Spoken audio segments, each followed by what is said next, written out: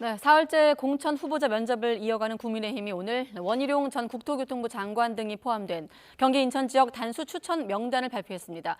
앞서 홍익표, 또 고민정 의원 등을 단수 공천하는 3차 심사 결과를 공개한 민주당은 전략 공천 심사 결과도 처음으로 공개했습니다. 국회로 가보겠습니다. 박광열 기자.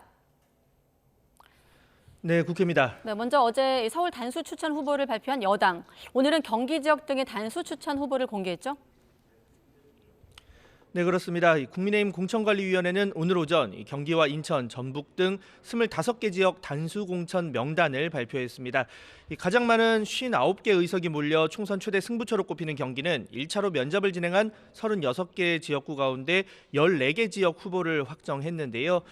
탈원을 노리는 수원벨트의 단수 공천 여부에 특히 관심이 쏠렸습니다.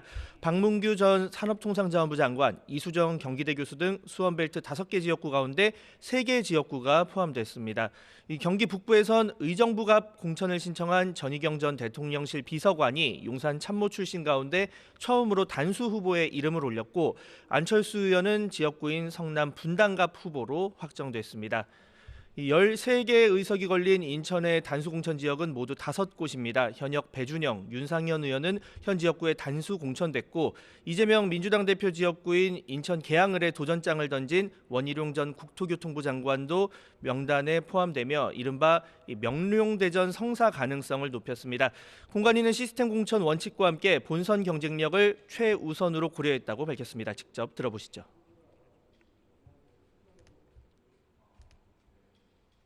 굉장히 훌륭한 분들도 많이 오셨고 우리 당 지지율이 높은데 후보 여론조사에서 마이너스 나온 부분이 몇 군데 있습니다. 그래서 그 부분에 관해서 굉장히 고민하고 있습니다. 네, 내일과 토요일엔 경북과 대구 등 여당 지지세가 상대적으로 강한 지역의 면접이 진행되는 만큼 면접 다음 날 발표될 단수 공천 규모와 그 명단에도 관심이 쏠립니다. 네, 점점 대진 투표 윤곽이 드러나고 있는데 민주당 공천 진행 상황도 보겠습니다. 조금 전에 전략 공천 심사 결과가 나왔더라고요. 네, 맞습니다. 경선 없이 당 차원에서 후보를 결정하는 전략 공천 심사 결과가 처음으로 공개된 건데요. 현역 의원 불출마나 탈당 등의 이유로 전략 지역구로 지정된 18곳 가운데 4곳의 후보가 1차로 확정됐습니다. 서울 강남을 강청희, 인천 부평갑 노종면, 울산 남갑 전운수, 부산 사할에는 이재성 후보자가 이름을 올렸습니다. 4명 모두 민주당이 최근 외부에서 수혈한 총선 영입 인재 출신입니다. 네. 이 전략 지역구인 서울 중성동갑에 출사표를 던진 임종석 전 대통령 비서실장의 공천 여부에도 관심이 쏠렸는데 오늘 명단에는 포함되지 않았습니다. 이 계파 갈등 뇌관으로 떠오른 상황에서 파장을 고려해 조금 더 시간을 가지겠다는 의도로 해석됩니다. 앞서 오전에는 이 단수 공천 지역 10곳도 추가 공개됐습니다. 서울에선 서초울의 홍익표 원내대표, 광진을 고민정 최고위원이 단수 후보로 발표됐고, 강원 원주갑에선 현역 송기현 의원이 3선에 도전하게 됐습니다. PK 지역에선 부산 사하갑 최인호, 경남 김해갑 민홍철, 김해을 김정호, 양산을 김두관 의원이 각각 현 지역구 공천장을 받았습니다. 국민의힘이 잇따라 중진을 차출하며 영남권 격전지로 떠오른 낙동강 벨트 후보를 일찌감치 확정하며 치열한 승부를 예고했습니다. 아무래도 그 논란의 소지가 없는 그런 지역들부터 저희가 발표를 하고 있습니다. 다만 저 호남 지역은 기본적으로 경선이 원칙입니다. 이재명 대표가 연일 인적 쇄신을 강조하는 가운데 개별 통보가 임박한 현역 의원 평가 하위 20% 결과에도 관심이 쏠립니다. 그 내용에 따라 제3지대로의 탈당 등 이탈 가능성이 있는 만큼 긴장감도 높아지고 있습니다.